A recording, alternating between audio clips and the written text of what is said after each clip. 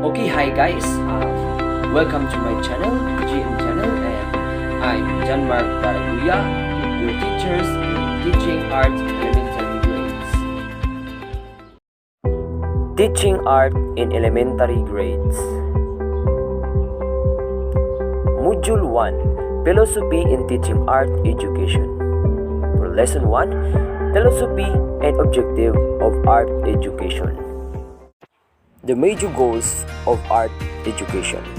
Art makes sense to children when they are experience it as a basic form of expression and as a responsive life. Two modes of experience: the personal fulfillment through arts and understanding the artistic heritage. The personal fulfillment through arts. In order to find personal fulfillment through art, children needs to learn how their lives can be enriched by their own effort to create art response to visual form. Art has the potential for making feelings and ideas, but to function expressively, an art form must be created so that the capture the precise feeling and imagery of our experience. Yes, bago tayo magawa ng art, ay dapat natin gawin ay mag-imagine muna.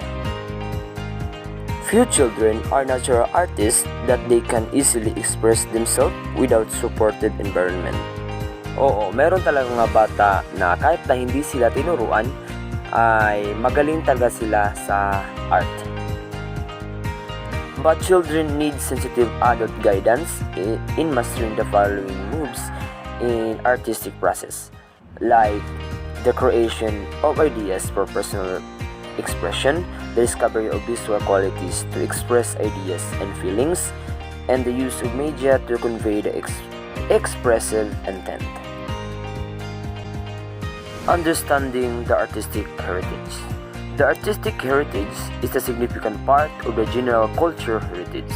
It includes the work, artists, architects, designers, and craft workers, as well as the contribution of people who preserve and interpret work of art such as collectors, curators, scholars, and teachers. No part of artistic heritage can have personal meaning for children unless if connect with their own lives. Scholar, teacher, collector, and curator of art give us insight into the process of perceiving art, interpreting its meaning, and judging its significance. Educational goals are learning how expect, perceive, and describe art, how they examine work of art, and how they judge work of art. The basic philosophy education. The three major functions of general education are to develop each child's ability to find personal fulfillment in life, to transfer the cultural heritage, to extend the social consciousness of children and youth. The child encounter with art should be personal, meaningful, authentic as art, and relevant to life. Children experience in school should inspire, enable them to continue their own education into adulthood. The educational goals of art should nurture those behaviors most essential to independent lifelong learning in art. Goal of art education: focus on learning to learn about art and through art. School arts progress facilitate the child quest for personal fulfillment through art experience based on child immediate life and world. Yes, dapat nating tanungin ang bata kung ano ang kanyang art o naka-experience na ito sa kanyang buhay ngayon. Module 2, Values of Art Education. Art for Education. On average, 1/4 of the students who are currently in our high school will not graduate by Davis Tree. Sometimes students find school frustrating, and the one thing keeping them in school is a classroom they enjoy. Often they find this with the arts, giving students a boost of confidence. What are classroom create? Classroom of the arts create a safe zone for students to explore themselves, new materials, and create mutual respect for each other's work. Without classrooms that offer the arts, students will lose a place that they can belong in. Arts classroom often areas to create new friends and new groups to belong in. Example, for classes that foster creating friends out of similar interest, band, chorus, and drama. Benefits early learners. In early elementary levels, even in preschool, we are introduced materials and tools, commonly using the safety scissors. This cutting motion provides growth in fine motor skills. Simple things like using crayons, paint brushes, and cutting with the scissors will assist in the dexterity for students that is essential for writing. Development in language by using making art and thinking about it gives students the chance to learn words for basic shapes, colors, and action. The arts provides decisions making skills that will strengthen critical thinking. Yes, the problem solving skills involving students in an early age to art encourages them to take a risk, experiment, and express themselves as individuals. Art preserve history. Yes, marami talang art na sabi natin meron pa ngayon. Everything from paintings, cultures, and large structures left behind. The art left behind by past culture is not only found in what was left behind, but what is going on today. Yes, marami talaga mga scholars or researcher na interesadong kumuha ng mga art ng sinaw ng tao, kagaya ng nasa kuweba. Kung sino nakakita nun, kung sinaw ng tao ay nag-draw sila ng mga kalabaw o ano-ano pa dyan, mga tao. Tapos ang kanilang materials na ginagamit ay uling at ano pa yan, inuukit pa. Everyone plays a part. When you provide the arts for students, you are giving them a new way to use their hands, their voice, and their bodies. Suddenly, they are their own tools. They have the means to pull out all the emotions, giving students to confidence and meaning. Yes, ang art talaga ay help talaga ito sa ating sarili. Kagaya ko ay pag wala ako sa condition ay nag-draw ako ng kahit ano at iniisip ko yun at i-drawing ko. The art as an outlet for student. Yes, into ourselves, giving student art, music, theater, and dance. You are exposing them to it, to have outlet, speak out and find themselves. Yes, tayo talaga ay sa ating naniwala ko sa kasabihan na art is surround us. Dahil makita tayo sa ating gilid, art, and basta art is surround us. A school without arts. Okay. Dropout rates would skyrocket. Students would find no outlets in school and would have to seek out things like physical education and have limited way to express themselves. There would be an overall lack of attendance in school because without any form of art, there is not much to speak to the student on a personal level and return interest. Yes, dahil merong mga bata na pumapasok dahil sa art, dahil mag-draw sila, magaling clay or soap carving ba. Yes, ako inaamin ko talagang kanang epektibo ng art sa akin dahil paborito ko ito. The arts provides an expressive outlet for students. Yes, a sense of freedom of express.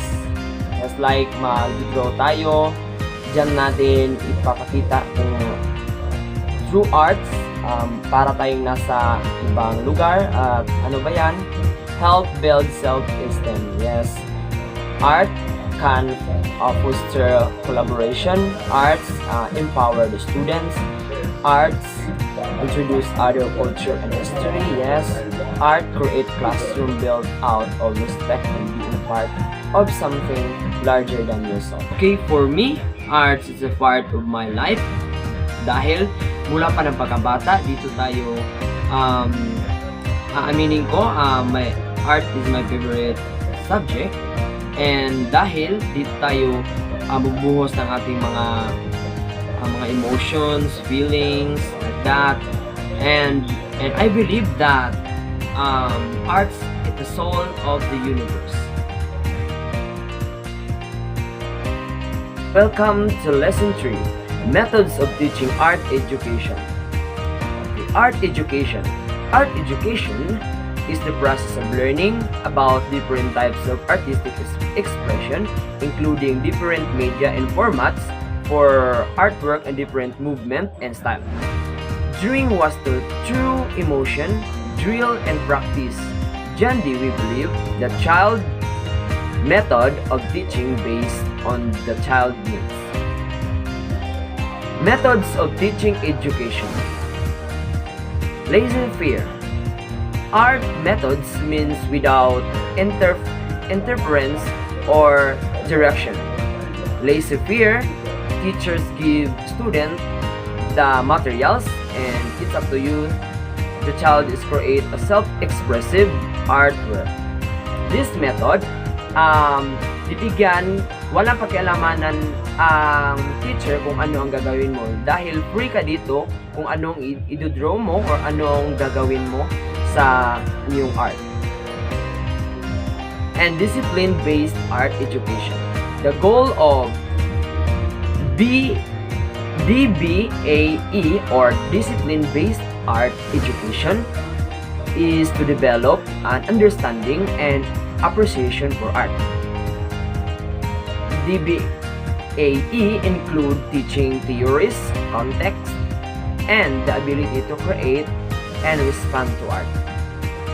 Course content is created around art criticism or art history, art techniques, and the context the art was created in. The DBAE approach curriculum combines experience from 4 disciplines in a study of art. 1. Art production. Art production is the making of art and the various components of making art, such as using tools, manipulative of media for expression.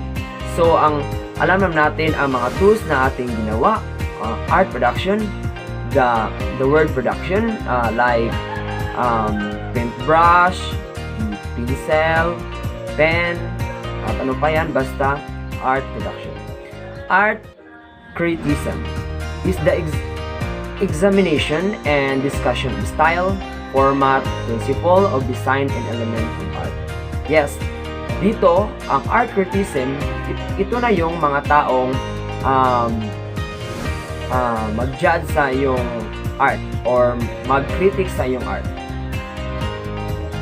The art history is not just who made what when, but is the history of object and the history of people through art. Work of art provide a unique documents of a culture changes throughout history. So studying his historical work not only give us insight into the past, but can also provide valuable insight and information about the art. Okay, aesthetic is the philosophy of art. Yes. Philosophical question about art seems to be unanswerable. What is art? What is good art? What is beauty? It is important in the study of art that students engage their brains, think about what they are doing, learning, and feeling about their art and the art of others. In studying art through aesthetic questioning, the answer is not important. So, authoritarian dictatorial. An authoritarian dictatorial method of teaching is normally set aside for students who have low art ability. This method is teaching dictates exactly what do you step-by-step manner, what includes a lot direction in every step. Yes, dito sa authoritarian dictatorial, dito yung pumapasok, for example, mga batang hindi pa marunong, ay all ng mga bata ay marunong pero need pa nila ng paturo para makabuo ng art step by step. And assigned topic. The assigned topic or student-oriented method of teaching involves the teachers as motivator.